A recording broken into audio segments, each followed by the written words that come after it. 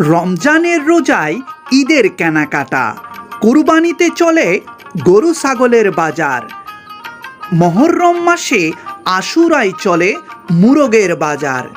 যুগে যুগে কালে কালে চলে এসেছে আমাদের চট্টগ্রামের এই রীতি। আর আমার মরিয়মনগর পৃথিবীর একমাত্র জায়গা যেখানে এমন কিছু ঐতিহ্য সৃষ্টি হয়ে গেছে যা পৃথিবীতে বিরল। আর এই ঐতিহ্য নিয়ে যতই সমালোচনা করেন না কেন, আমাদের এই সংস্কৃতি একেবারে রক্তেই মিশে গেছে।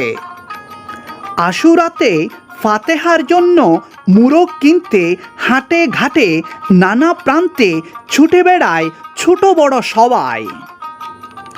আর ব্যবসায়ীরাও নানা অঞ্চল থেকে মুরগ সংগ্রহ করে আনে।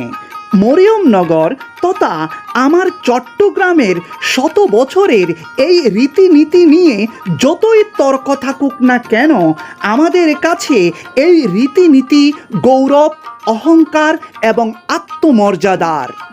ভিডিওটি বেশি বেশি শেয়ার করার অনুরোধ রইল। ধন্যবাদ।